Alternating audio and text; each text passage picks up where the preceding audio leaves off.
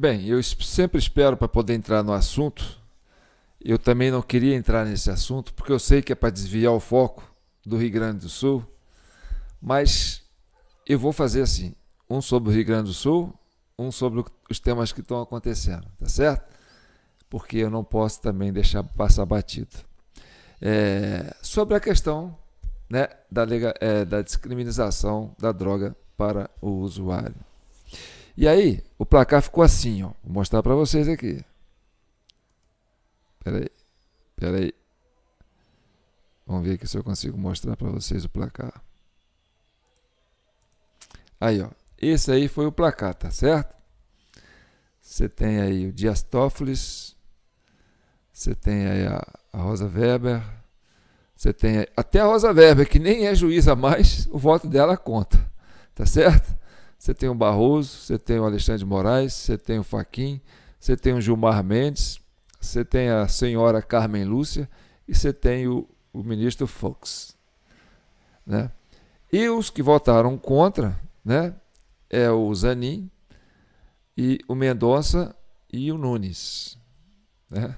Os mais novatos votaram contra, né? Os 3 últimos que entraram na corte votaram contra.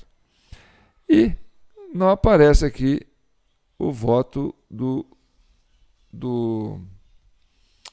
ministro, como é que chama? Flávio Dino, tá? Bem, isso aí é a esfera política. Eles foram meter a cara num assunto que não lhes dizem respeito, né? Isso aí, quem tem que decidir é o Congresso. É o que manda a Constituição, tá certo? E esse tema é muito importante porque nós vamos agora para um debate maior. Vamos ver o que o Dias Toffoli está pensando sobre o Supremo. Vejam só o tamanho da aberração.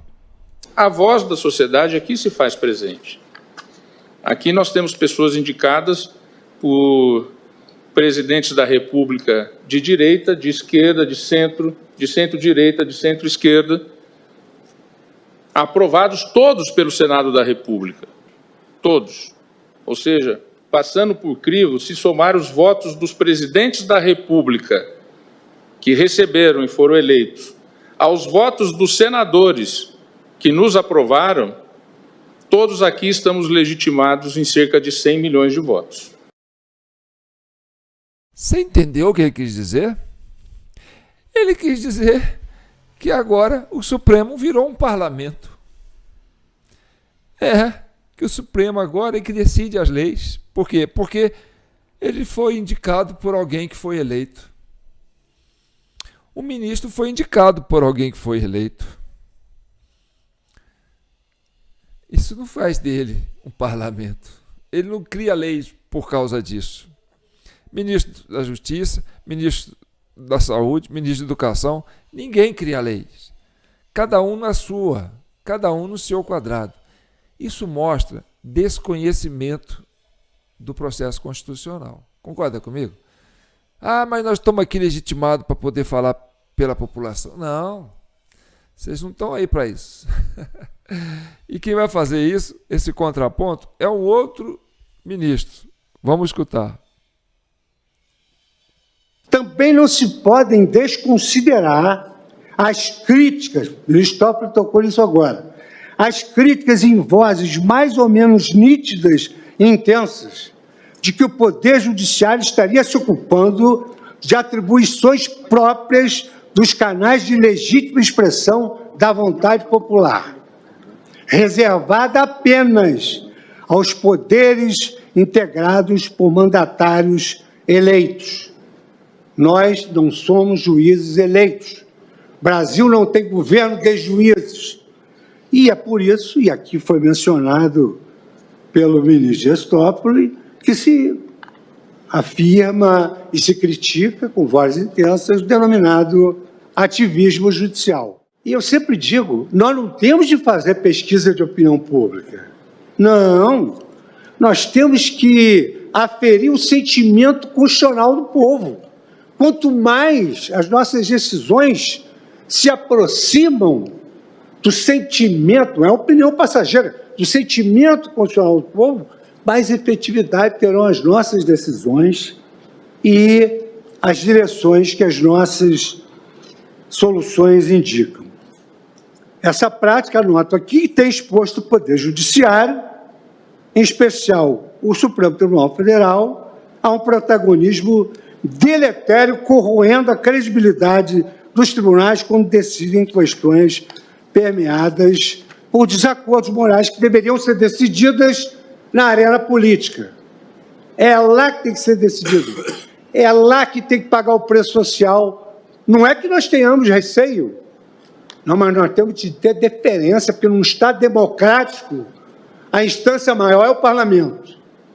No Estado democrático, a instância maior é o parlamento. Disse isso no discurso, estou repetindo agora, porque pior do que não saber direito é um juiz que não tem coerência. Eu também estou dizendo isso para mim. Estou dizendo isso para mim, porque eu que fiz esse discurso. Respeito todas as opiniões.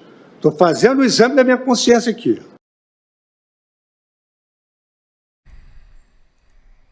Agora, por que acontece isso? Gente, se vocês entenderem o que está no relatório da Comissão Cidadã de Inquérito, vocês vão entender por que existe esse impasse, entendeu? O que acontece no período eleitoral que faz com que o Supremo ganhe esse protagonismo, né? Agora, vamos falar sobre a questão da maconha. Será que eu posso falar essa palavra aqui? Será que eu vou ficar... o Google vai... Porque está todo mundo falando isso aí, né? Bem, esse é um assunto, gente, que exige, assim, sabe, muito amadurecimento da sociedade. Eu quero começar falando do tempo que eu era garoto, que eu era jovem, né? 16, 15, até os 19 anos. Teve uma época que eu começava a comprar maço de cigarro. Sabe por quê? Porque aparecia na televisão propagandas maravilhosas. Hollywood ao sucesso. Quem é da minha época aí sabe o que é isso, né? Tinha a propaganda do Marlboro, tinha a propaganda de... Nossa Senhora! Eram propagandas maravilhosas, lindas, sabe? E ministro, isso era ok, Carton, pai e tal. Era uma coisa maravilhosa. Então, não tinha um intervalo comercial de propaganda, quer dizer, de filme, de novela, né, que não tinha uma propaganda de um maço de cigarro, né, de uma empresa do tabaco. Então, as pessoas achavam que era status, né? Fumar era status. Então, tinha aquela coisa da pose, fazer a cena, né? Pegar o cigarrinho e tal. As mulheres também faziam coisa. O filme, né? O artista de galã filmando, né? Então, era assim.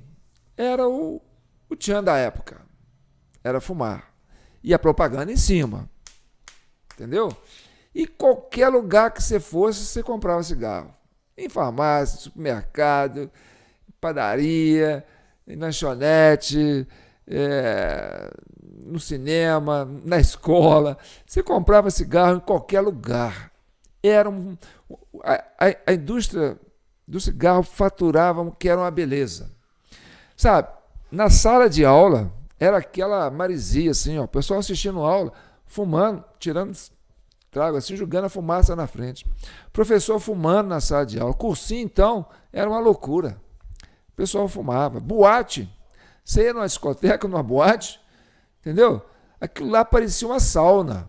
Todo mundo fumando, cigarro, sabe?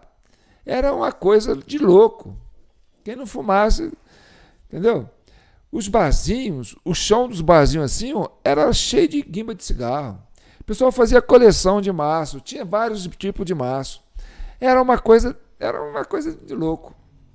Então, eu, naquela ingenuidade, vou contar para vocês, eu tenho um problema. Eu sou um cara muito careta, porque eu não consigo beber bebida alcoólica, sabe? Quando eu ia participar das festas, tinha um tal de Cuba Libre, que era Bacardi com Coca-Cola e limão, né? Aí eu enchia de Coca-Cola até aqui assim, botava um toquinho de Bacardi assim, botava limão e ficava lá. E ficava até meio altinho, porque um pouquinho assim, só para dar um grauzinho, entendeu? Mas se me desse uma pinga pura para tomar, não desce. Eu perdi a respiração. Eu tenho isso comigo. O cigarro também não foi diferente. Eu tentei fumar, sabe? Aquele garotão querendo ser bonitão, querer paquerador e tal. Tirava aquele, né? Aí eu comprei um daqueles cartão, botava no bolso, saía. Aí quando tava com a galerinha, com as meninas, tirava e tal. E aí eu não conseguia tragar. Não aprendi a tragar. Eu sou muito careta, né? Fala a verdade.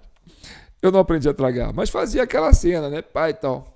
E os colegas que ficavam do meu lado, os que fumavam, né? Muitos fumavam, falavam assim, me arranja um cigarro. E aí, porque tinha aquela coisa de filar cigarro, né? Ninguém negava cigarro para ninguém, né? Porque todo mundo fumava. Aí um pegava cigarro, dava para o outro. Resultado, chegou uma hora que eu estava vendo que 60% dos cigarros que eu comprava ficava com os filantes. Me filaram tudo. Falei, quer saber de uma coisa? Vou ficar bancando cigarro para os outros. Não, parei com essa bobeira. Então, isso foi a minha juventude. Foi a juventude da minha geração. Muitos que viveram isso, tá certo? E começaram nessa época, ainda fumam até hoje. Outros nem tanto. Outros pararam. Muitos pararam. E eu tenho pessoas próximas a mim que ainda fumam, sabe? E às vezes fala assim, João, vai lá comprar um cigarro para mim. Aquilo para mim é uma tristeza, sabe? Porque sabe o que acontece? A coisa mais difícil que tem é eu comprar cigarro aqui para a pessoa no centro. Não é porque, além de eu não gostar de comprar o cigarro para a pessoa, que eu sei que aquilo, né? Você vai comprar, tá lá, aquela Ministério da Saúde adverte. Você olha atrás do maço assim, tá aquele negócio, né? Isso faz câncer de boca, isso envelhece, isso dá câncer de pulmão, isso fala o que do infarto. Quer dizer, impotência sexual. Então, é cada coisa que vem escrito atrás do maço de cigarro e a pessoa vai lá e fala, não, vai lá comprar um cigarro para mim, João. Quebra essa. Porque o difícil não é só eu sair para comprar um cigarro que vem escrito assim, ó, isso vai fazer mal para a sua saúde. É achar aonde vende o cigarro. Sabe? Os barzinhos, tudo, o pessoal fica, não tem cigarro para comprar. Mas é proibido? Não, não é proibido. Você vai na padaria, não acha para comprar. Você vai no supermercado, não acha para comprar. Você vai na farmácia, não acha para comprar. Então, você vai, às vezes o cara que eu vou lá comprar à noite para ela, não acha. Aí tem um posto de gasolina lá no Raio que o Parta, lá vende. Aí eu tenho que ir lá naquele posto comprar o cigarro da pessoa. Entendeu? E levar o cigarro para ela. Aí, ou seja, é proibido? Não. Cigarro não é proibido. E por que todo mundo não vende? Porque não dá lucro. Por quê? Porque o pessoal foi com o tempo tomando consciência, entendeu? Que esse hábito não é salutar, não faz bem para a saúde.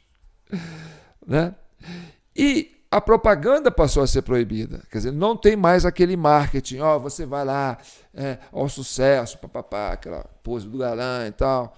Não tem mais isso, entendeu? Pelo menos isso a sociedade amadureceu. Olha, quem quer fumar, vai fumar, mas a gente não vai incentivar. A gente não vai falar que isso é bonito.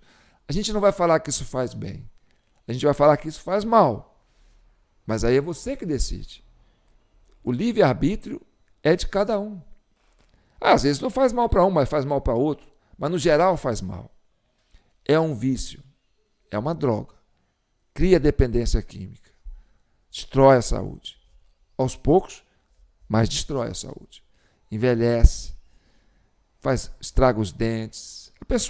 A pessoa que fuma constantemente, perto de uma pessoa que não fuma, você vai ver a diferença. Né? Você fala, não, essa aqui é mais velha que essa. Não, não é. Então, essa é a realidade.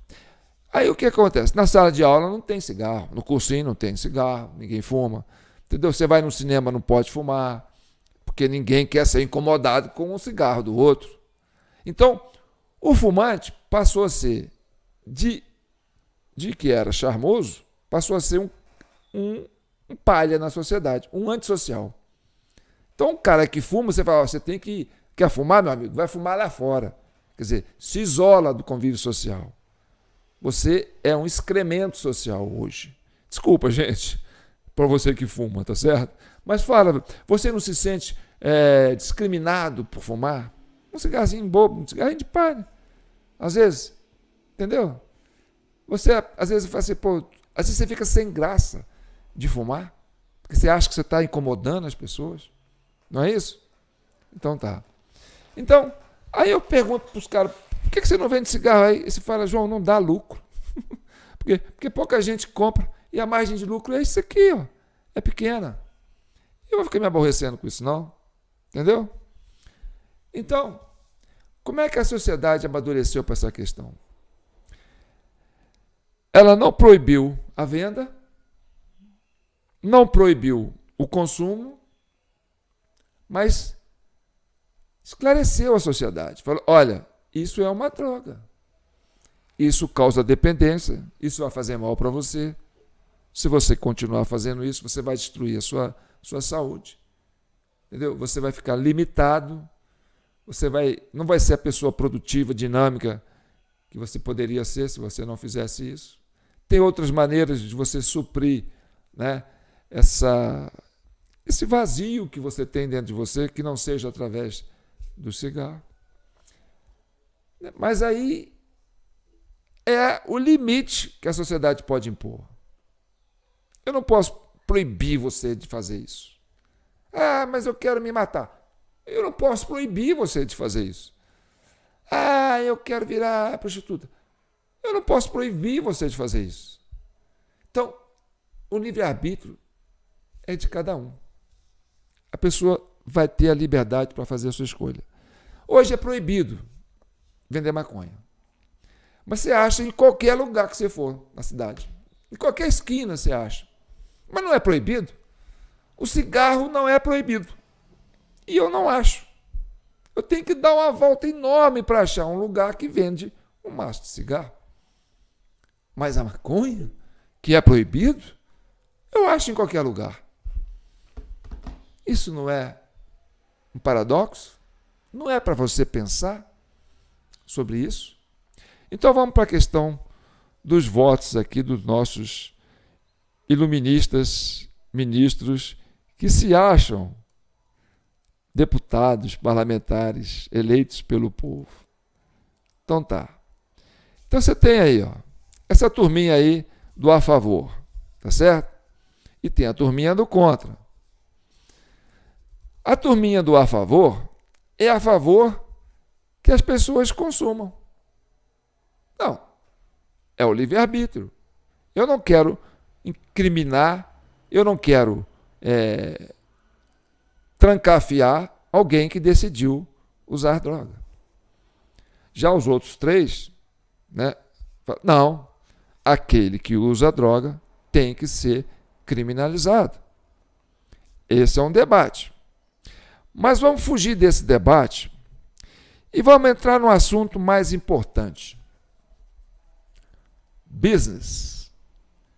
Business and business. O negócio é o seguinte, meu amigo.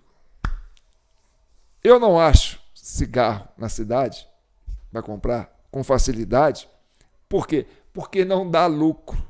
É um péssimo negócio para quem vende. Entendeu? E quem usa tem que sair por aí para achar um lugar que compra. E dependendo da hora, não acha mais. Ah, fechou aqui e não tem mais. Tem que ir lá no fim da cidade para comprar um maço. Isso é o cigarro, certo? Já a maconha não. Se você quiser, tem delivery para você. Você liga, o cara te entrega ali na hora. Mas não é proibido? Tá bom. Então o que você tem? Vamos para o aspecto econômico da coisa, tá certo? Bem, aqui é a oferta. Aqui é a demanda, tá certo? Aí nós vamos para a economia, business, negócios. A oferta, tá, você tem a oferta e você tem a demanda. Se você criminaliza a oferta, o que você faz? Você aperta a saída. E se você não criminaliza a demanda, você amplia a demanda. Ou seja, você aumenta o mercado, porque não, qualquer um pode fumar, tá tranquilo, não é crime, não vai acontecer nada com você, tá? Do ponto de vista criminal, assim, reclusão, pai e tal, nada com você, né? Ah, eu peguei você fumando hoje, amanhã, depois, pá, tá bom, você está se matando, tá? Não vai ser preso, tá? É uma decisão sua. Mas eu vou limitar a oferta. O que é limitar a oferta? Se você aumenta a demanda, você aumenta a procura. Se você diminui a oferta, você aumenta o preço. Então, meu amigo, o que é isso? É reserva de mercado. Não, vender é crime. Quem está vendendo é criminoso. Ah, mas aí a pessoa fala, não, eu tenho manha com a justiça. Ninguém vai me pôr a mão. Então, é um aspecto político. Por quê? Porque envolve questões sociais. É um aspecto econômico, porque envolve business. E aí você tem a reserva de mercado para uma grande demanda. Se está liberado, muita gente pode fumar, aí está liberado, todo mundo vai querer fumar. Né? Embora não é assim mais com o cigarro. Mas se você criminaliza a oferta, né, você vai criar o quê? Uma reserva de mercado. Então, o preço fica caro. Por quê? Porque tem pouca oferta, mas acha onde você quiser. Por quê? Porque é business. Então, a linha de distribuição, né, é sofisticada. Então, você vai ter sempre um cartel de traficantes que vai estar sendo beneficiado com isso. Por quê? Porque você está criando uma reserva de mercado para esses traficantes. E quando existe, por exemplo, de um traficante entrar num território do outro, aí acontece a guerra entre traficantes, a disputa de mercado. Entendeu? Ah, tal. Porque se tem sempre uma demanda, e essa demanda é grande, e o preço é caro, entendeu? Você vai ter sempre uma disputa pelo mercado. Vira ouro. Vender droga é vender ouro. Então, o que na prática, aí eu falo, né? Quem se meteu a fazer política, essa turminha aqui que não entende de política, se meteu a fazer política, agora aguenta as consequências. Quem votou a favor para ampliar a oferta da droga, quer dizer, ampliar a demanda da droga e manter a oferta restringida, está fazendo lobby a favor do narcotráfico. Você concorda comigo? Quem é contra, fala assim, ó, eu não vou nem abrir a oferta, nem abrir a demanda. Eu quero restringir os dois. Então, ele vai criar um sistema que pode ser até violento, né? Mas também não é um lobby a favor do narcotráfico. Já quem vota a favor da demanda, aumente a demanda, aumente a possibilidade de pessoas poderem aumentar o mercado, né, de uso das drogas. Mas deixa a oferta limitada. Lógico, você está fazendo lobby, é lobista do narcotráfico.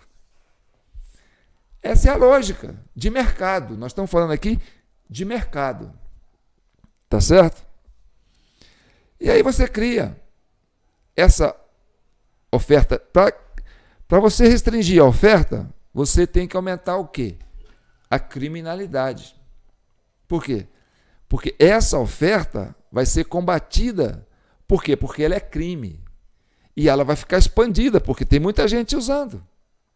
A demanda vai aumentar. E aí o policial vai falar assim, uai, eu não posso prender o cara. Porque se eu for entrar nessa briga, entendeu? O cara que está comprando vai ficar chateado comigo, porque o cara compra toda semana. E eu não posso prender o cara que compra. Então, é um crime meia boca. O cara que vende é criminoso, mas o cara que compra não é. Então, o crime do narcotráfico só existe com duas partes, o fornecedor e o consumidor. Se tiver só o fornecedor e não tiver o consumidor, não tem crime. Eu tenho lá uma plantação de maconha lá em casa e tal, mas não faço nada com isso, é apenas decorativo. Isso é crime? Não, se eu não vender, não é crime. Se não for vender, é crime. Mas eu faço para consumir, eu faço para vender. Aí é crime. Então, se eu tenho pessoas procurando, mas não tem oferta, não existe. Se eu tenho pessoas procurando e tenho oferta, aí existe, né, o ato em si. E aí, onde está o crime? Na oferta ou na procura? Porque para existir o crime tem que ter a procura. Não tem que ter só a oferta. O crime só se substancia quando houver oferta e procura. Então, eu não posso incriminar quem está ofertando. Por quê? Porque quem está comprando não está cometendo crime. Não existe o meio termo. Ou você criminaliza o contrato de compra e venda, ou você não. Igual o cigarro. O cigarro é proibido comprar? Não. É proibido vender? Não. O que você tem? Você tem uma oferta que foi reduzindo naturalmente e você tem uma demanda que foi reduzindo naturalmente. E não dá lucro para ninguém. Ninguém vai se matar por causa de mercado de cigarro. Não vai ter polícia batendo na porta de ninguém. Tem um usuário de cigarro? Tem. Ele é dependente químico? É. Vai fazer mal para a saúde dele? Vai. Está matando ele aos pouquinhos? Tá. Vai virando uma pessoa antissocial? Vai. Mas não é crime. Está entendendo? Então esse debate é muito amplo e aí eu deixo para vocês. Porque aí é uma questão de cunho de saúde, de cunho comportamental, de cunho pessoal, porque ninguém pode impor ninguém de querer fazer uma coisa que ele queira fazer. Eu não posso fazer nada contra alguém. Eu não posso fazer um mal para outra pessoa. Mas se eu quiser fazer um mal para mim, eu tenho esse livre-arbítrio. Tá certo? Eu quero fazer jejum de 3 dias. Eu vou desidratar? Vou. Mas se eu quiser fazer, é minha escolha. Eu quero ficar 1 mês sem beber água. Você não pode fazer que você morre. Morre. Mas se for minha escolha, ninguém pode fazer nada. Então, o livre-arbítrio é a capacidade do indivíduo, a individualidade. É único, uma decisão individual, de fora o íntimo de cada um. Então, essa polêmica é muito grande, esse debate é muito amplo, tá certo? Eu vou ficar apenas nesse debate, no aspecto econômico. O que essa turma aqui fez, na prática, foi ampliar a oferta, quer dizer, ampliar a demanda e restringir a oferta. Quem votou a favor fez isso. Ele ampliou a demanda e restringiu a oferta. É lobby a favor do narcotráfico. Essa é a minha interpretação do ponto de vista econômico, porque business é business. Droga movimenta milhões. Quem não quer que legalize a venda também pode ser o próprio traficante, porque se legalizar, todo mundo vai vender, vai ficar barato, vai ficar igual cigarro. Vai ficar um péssimo negócio. Entendeu? Vai diminuir o lucro. Para mim não é interessante. Então, aí eu quero que vocês comentem, porque do plano de vista político, né, nós temos a opinião dos nossos parlamentares. Vamos só terminar com a opinião dos nossos parlamentares sobre o tema, tá certo? A ação só pode se dar através do processo legislativo e não por uma decisão judicial. Há razões, inclusive, expostas nesse sentido. Essa questão das drogas e da descriminalização das drogas é uma ideia que é suscitada em diversas partes do mundo, mas há um caminho próprio para se percorrer nessa discussão, ou seja, há um critério técnico para se dizer se uma substância deve ser considerada um entorpecente ilícito ou não. Agora, o próximo round dessa discussão vai acontecer na Câmara dos Deputados, onde a PEC das drogas ainda será votada. Logo que foi dada a decisão do STF, o presidente da Câmara, Arthur Lira, anunciou a criação de uma comissão especial para debater essa PEC. Bom, neste vídeo eu foquei puramente no debate jurídico e legislativo do assunto, mas é claro que ele suscita muitas discussões científicas e sociais que também foram abordadas durante o julgamento no STF. Críticos da descriminalização acham que o Estado brasileiro não terá capacidade para lidar com os efeitos nocivos de saúde pública ligados ao consumo de drogas. E dizem também que a decisão poderá levar a um aumento significativo do consumo de maconha, provocando mais prejuízos à saúde da população. Já defensores da decisão do STF argumentam que descriminalizar o porte não necessariamente leva a um aumento de consumo. Eles citam o caso do cigarro, que mesmo sendo uma droga legalizada, teve seu consumo reduzido a partir de campanhas educativas e restrições aos locais de uso. Esses críticos... Tá, mas aí tem um porém. Quando ela cita a comparação com o cigarro. O cigarro não é proibido vender. Entendeu? Então, qualquer um pode vender. Ou seja, se você ampliou a oferta, você diminui a margem de lucro. Você trabalha contra o narcotraficante nesse aspecto. Esse é o aspecto econômico da coisa. Tá certo? Por quê? Porque o cigarro hoje não é proibido vender. Mas ninguém quer vender. Porque é um péssimo negócio. Não dá lucro. E é difícil de achar um botequinho aqui que vende cigarro. Porque é difícil achar pessoas que fumam. Entendeu?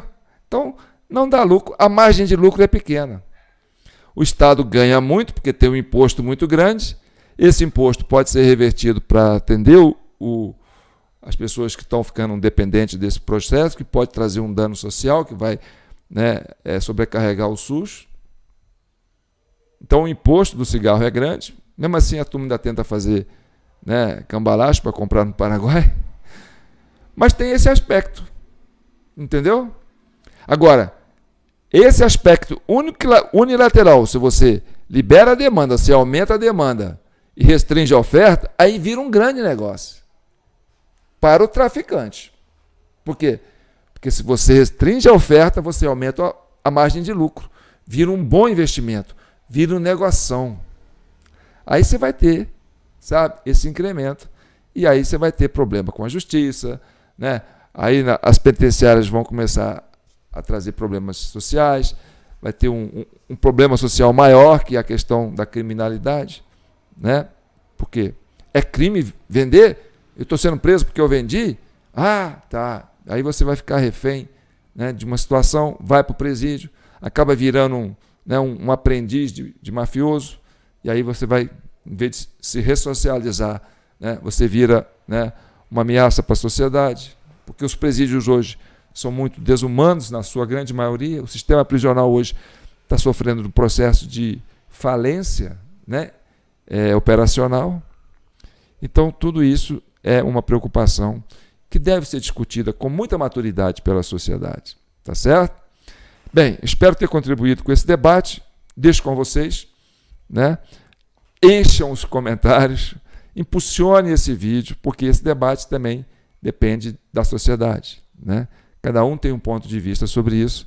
Eu sei que ele gera polêmica. Depois a gente pode falar sobre a questão, né, do nasciturno, a questão do aborto. Porque aí também, ó, business, tá certo? E um feto humano, quanto vale? Para que serve? Células troncos? Placenta? Rejuvenescimento? Hein? Pense nisso.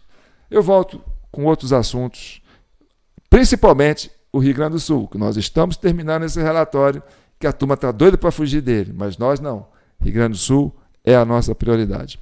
Fique com Deus e que o manto de Nossa Senhora continue abençoando e protegendo todos vocês. Se tiver coragem, compartilhe, comenta, curta e se inscreva no nosso canal. Aqui a gente não foge do debate, tá certo? A gente está aqui para encarar o Brasil de frente, os problemas sociais de frente, pacificar a nação e chegar à verdade. Fique com Deus.